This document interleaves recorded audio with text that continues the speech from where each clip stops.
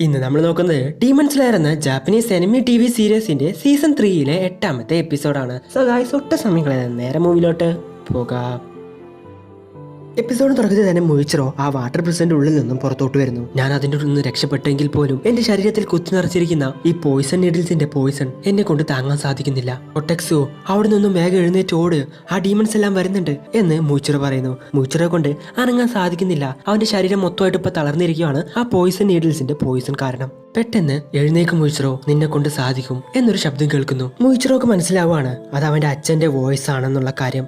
അവനക്ക് പഴയ കാര്യങ്ങൾ ഓർമ്മ വരുന്നു. എന്റെ അച്ഛൻ ഒരു മരം വെട്ടുന്ന ആളായിരുന്നു. അച്ഛന്റെ കൂടെ മരം വെട്ടാനും ജോലി ചെയ്യാനും ഒക്കെ എനിക്ക് ഒരുപാട് അധികം ഇഷ്ടമായിരുന്നു എന്ന് മുയിച്ചിറോ ചിന്തിക്കുകയാണ്.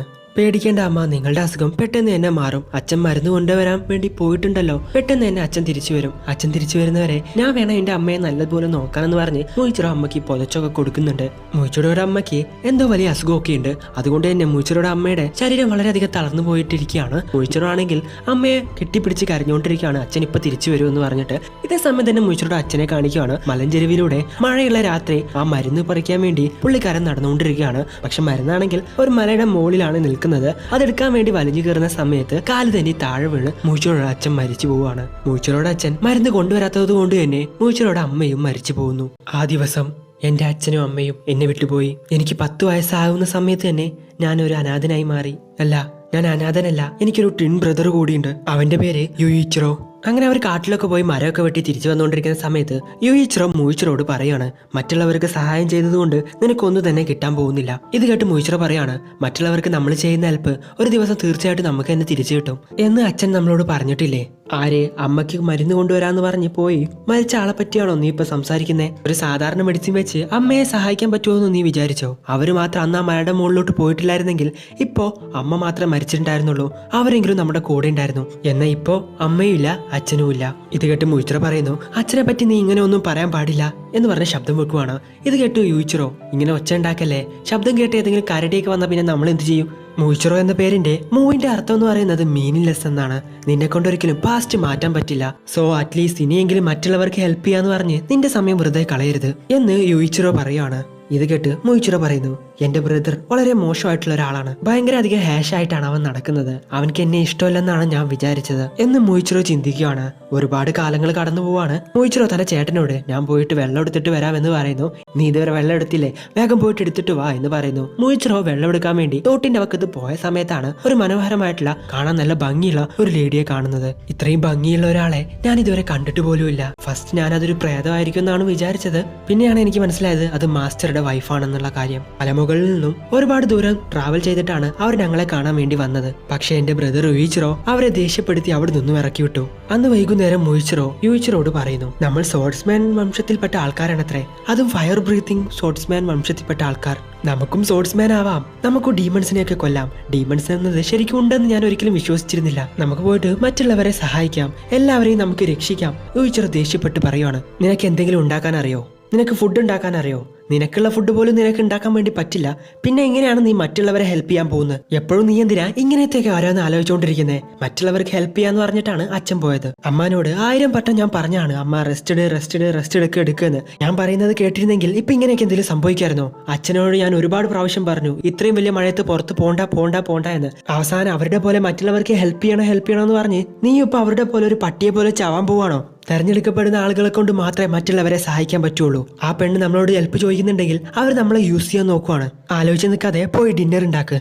അന്നു മുതൽ ഇവർ രണ്ടുപേരും അങ്ങനെ സംസാരിക്കാറൊന്നുമില്ല. പിന്നെ ആ ലേഡി തിരിച്ചു വന്ന സമയത്ത് യുയിച്ചിറോ ആ ലേഡിയുടെ മേത്തോട്ട് വെള്ളം ഒഴിച്ച് ആ ലേഡിയെ അവിടെ നിന്ന് ഓടിച്ചു. മുയിച്ചിറോ മരം പൊക്കാൻ പറ്റാതെ താഴോട്ട് വീഴുന്ന സമയത്ത് യുയിച്ചിറോ അത് കണ്ട ഭാവം പോലും നടിക്കാതെ അവിടെ നിന്നും നടന്നു പോവാണ്. അങ്ങനെ ഒരുപാട് ദിവസങ്ങൾ കടന്നു പോവാണ്. സമ്മർ കാലത്ത് വീടെല്ലാം തന്നെ ഒരുപാട് അധികം ചൂടായിട്ടിരിക്കും. അതുകൊണ്ട് രാത്രി അവർ ഉറങ്ങുന്ന സമയത്ത് ജനാലയും വാതിലെല്ലാം തന്നെ തുറന്നിട്ടിട്ടായിരുന്നു അവർ ഉറങ്ങിയിട്ടുണ്ടായിരുന്നത്. പക്ഷെ ചൂടുകൊണ്ട് മുയിച്ചിറോക്ക് ഉറങ്ങാൻ സാധിക്കുന്നില്ല.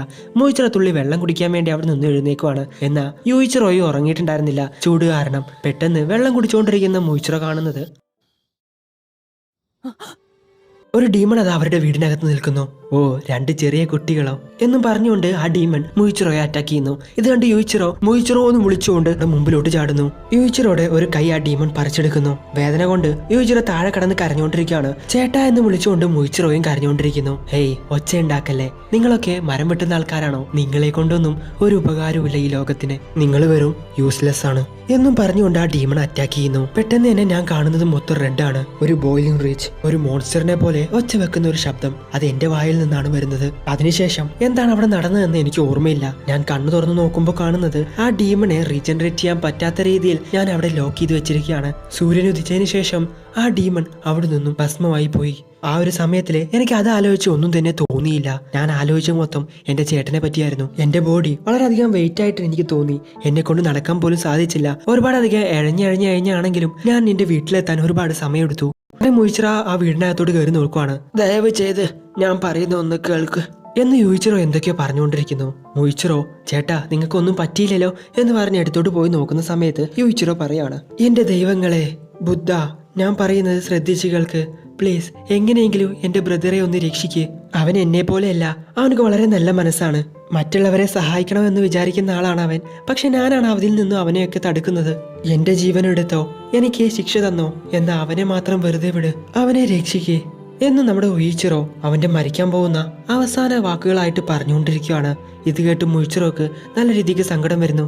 ചേട്ടാ എന്നും പറഞ്ഞുകൊണ്ട് മുയിച്ചിറോ തന്റെ ബ്രദറിന്റെ കൈ പിടിക്കുകയാണ്. ശരിക്കും മുയിച്ചിറോയിലുള്ള മൂന്റെ അർത്ഥം ഇൻഫിനിറ്റി എന്നാണ് എന്നും പറഞ്ഞുകൊണ്ട് പ്രസന്റിലിരിക്കുന്ന നമ്മുടെ മുയിച്ചിറോ മരിക്കുന്നതിന് മുമ്പ് തന്റെ ചേട്ടനെ പറ്റിയോ അവിടെ നടന്ന എല്ലാ കാര്യങ്ങളും ഇപ്പൊ അവന് ഓർമ്മ വന്നിരിക്കുകയാണ്. മുയിച്ചിറോ പവർഫുൾ വേർഷൻ ആവുന്ന സമയത്ത് തന്നെ അവന്റെ മുഖത്ത് ടാഞ്ചറോടെ തലയിൽ വരുന്ന പോലത്തെ ഒരു മാർക്കിംഗ് വരുന്നുണ്ട്. എന്ന് തന്നെ കൊട്ടെക്സുവിനെ മുയിച്ചിറോ രക്ഷിക്കുകയാണ്. കൊട്ടെക്സ് പറയുന്നു, മിസ്റ്റർ ഹാഗനോസ്ക അവരെ രക്ഷിക്കെ, അവർ സ്വോർഡ് ഉണ്ടാക്കിക്കൊണ്ടിരിക്കുകയാണ്. ഇതേ സമയം ഇത്രയൊക്കെ അവനെ ഞാൻ ഡിസ്ട്രാക്ട് ചെയ്തിട്ടും അവൻ എന്തുകൊണ്ട് ഡിസ്ട്രാക്ട് ആയില്ല? അവൻ എന്തുകൊണ്ട് അതിൽ നിന്നും പിന്മാറുന്നില്ല? ഞാൻ അവന്റെ ഒരു കണ്ണ് വരെ അടിച്ചു പൊട്ടിച്ചു, എന്നിട്ടും അവൻ എന്തുകൊണ്ട് അതിൽ നിന്നും പിന്മാറുന്നില്ല? ഇവന്റെ കോൺസെൻട്രേഷൻ ഞാൻ എങ്ങനെയെങ്കിലും കളയണമെന്ന് ആ ഡീമൺ ചിന്തിക്കുന്നു. ഇതേ സമയം മുയിച്ചിറോ വന്ന് ആ ഡീമണെ അറ്റാക്ക് ചെയ്യാൻ ശ്രമിക്കുന്നു. എന്നാൽ ആ ഡീമൺ അവിടെ നിന്ന് ഒഴിഞ്ഞു മാറുന്നു. ഇവനെങ്ങനെ ആ വാട്ടർ പ്രസന്റ് ഉള്ളിൽ നിന്നും പുറത്തു വന്ന്? ഇവൻ വരുന്നത് ശബ്ദം പോലും ഞാൻ കേട്ടില്ലല്ലോ, ഇവൻ വരുന്നത് പോലും ഞാൻ കണ്ടില്ലല്ലോ. അങ്ങനെയാണെങ്കിൽ ഞാൻ ഇവരെ ടോർച്ചർ ചെയ്യുന്നതിൽ അത്രയ്ക്കും കോൺസെൻട്രേഷൻ ചെയ്തിട്ടുണ്ട്. യെസ് എന്നും പറഞ്ഞ ആ ഡീമൺ സന്തോഷിച്ചുകൊണ്ടിരിക്കുന്നു. പക്ഷെ ആ ഡീമൺ നോക്കുന്ന സമയത്ത് മുയിച്ചിറോയുടെ മുഖത്ത് മാർക്കിംഗ് ഉണ്ട്.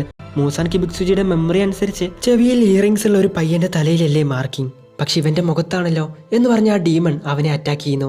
ഇതേ സമയം തന്നെ ആ വീട് മൊത്തമായിട്ട് അങ്ങ് പൊട്ടിത്തെറിക്കുവാണ്. അവിടെ നിന്നും നമ്മുടെ ഹാഗ്നാസ്കാവ് വരെ തെറിച്ചു പോകുന്നുണ്ട്. പക്ഷെ അതൊന്നും കാര്യമാക്കാതെ ഹാഗ്നാസ്കാവ് ആ വാൾ ഷാർപ്പ് ചെയ്യുന്ന സാധനം എടുത്ത് അവിടെ ഇരുന്ന് ഷാർപ്പ് ചെയ്തുകൊണ്ടിരിക്കുകയാണ്. ഇവനക്ക് എന്താ ഭ്രാന്താണോ?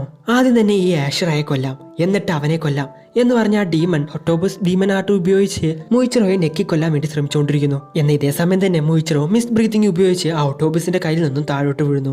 ഈ സ്വോർഡ് എനിക്ക് വേണ്ടി ഉണ്ടാക്കി തന്നതിന് ഒരുപാടധികം നന്ദിയുണ്ട് കാണമോരി. നിങ്ങളുടെ ഫസ്റ്റ് സോർഡ് സ്മിത്തിന്റെ ഇൻസ്ട്രക്ഷൻസ് ആണ് ഞാൻ ഫോളോ ചെയ്തതെന്ന് കാണമോരി പറയുന്നു. ഹാർട്ട് അറ്റാക്ക് വന്ന് മരിച്ചുപോയ ടെക്സിറ്റോ അല്ലേ നിങ്ങളുടെ ഫസ്റ്റ് സ്വാഡ് മേക്കർ എന്ന് കാണമോരി ചോദിക്കുന്ന സമയത്ത് മുയിച്ചിറോക്ക് ടെക്സിറ്റോന് ഓർമ്മ വരുന്നു. എനിക്ക് നിന്നെ പറ്റി ആലോചിക്കുമ്പോഴാണ് പേടിയാവുന്നത്. ഈ പ്രായത്തിൽ നീ മറ്റുള്ള കാര്യങ്ങളൊന്നും നോക്കാതെ ഒരു സോഡിന്റെ മുകളിലല്ലേ ജീവിക്കുന്നത്? നിന്റെ ലൈഫിൽ നീ എന്തൊക്കെ വിഷയങ്ങളിലൂടെ കടന്നു വന്നിട്ടുണ്ടെന്ന് എനിക്ക് ചിന്തിച്ചാൽ മനസ്സിലാവും. ഞാൻ പോയി കഴിഞ്ഞാൽ നീ എങ്ങനെ ഉണ്ടാവുമെന്ന് എനിക്ക് അറിയില്ല എന്ന് ടെക്സിറ്റോ പറയുവാണ്. മിസ്റ്റർ ടെക്സിറ്റോ, നിങ്ങൾ പേടിക്കേണ്ട ആവശ്യമില്ല, ഇപ്പൊ ഞാൻ ഓക്കെ ആയെന്ന് പറഞ്ഞ് മുയിച്ചിറോ മിസ്റ്റ് ബ്രീത്തിങ് യൂസ് ചെയ്ത് ആ ഡീമനെ അറ്റാക്ക് ചെയ്യാൻ പോകുന്നു. അതും വളരെ ഫാസ്റ്റിൽ. ആ ഡീമന്റെ തല ഇപ്പൊ വിട്ടോടാന്നും പറഞ്ഞ് നോക്കി നിൽക്കുന്ന സമയത്ത് ആ ഡീമൺ അവിടെ നിന്ന് ടെലിപ്പോർട്ടായി വേറൊരു സ്ഥലത്തോട്ട് എത്തുന്നു. നീ എത്ര ഫാസ്റ്റ് ആയി വന്നാലും എന്നെ നിനക്ക് തൊടാൻ പോലും പറ്റില്ലെന്ന് ആ ഡീമൺ പറയുന്നു. ഓ അങ്ങനെയാണോ? 100 വർഷമായിട്ട് കുപ്പിക്കകത്തിരുന്നോണ്ടാണെന്ന് തോന്നുന്നു. നിന്റെ പവറൊക്കെ വളരെയധികം കുറഞ്ഞിട്ടുണ്ട് പറയുന്ന സമയത്താണ് ആ ഡീമന്റെ കഴുത്തിൽ ചെറുതായിട്ടൊരു പോറൽ വീഴുന്നത്. അടുത്ത പ്രാവശ്യം നിന്നെ അറ്റാക്ക് ചെയ്യുമ്പോൾ ഞാനതൊരിക്കലും മിസ് ചെയ്യില്ല. പെട്ടെന്ന് എന്നെ മുയിച്ചിറോടെ പുറകിൽ ആ ഡീമൺ വന്ന് മുയിച്ചിറോ അറ്റാക്ക് ചെയ്യാൻ ശ്രമിക്കുന്നു.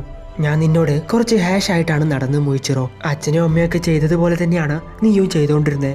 മറ്റുള്ളവരെ സഹായിക്കാൻ നോക്കി. ദൈവവും ബുദ്ധനൊന്നും നിന്നെ പ്രൊട്ടക്ട് ചെയ്യാൻ വരില്ല. അതുകൊണ്ടാണ് ഞാൻ നിന്നെ പ്രൊട്ടക്ട് ചെയ്യാൻ ശ്രമിച്ചത്. എന്നാൽ നീ എന്നെ പോലെയല്ല. മറ്റുള്ളവർ നല്ലതായിട്ടിരിക്കണം എന്നാണ് നീ ചിന്തിക്കുന്നത്.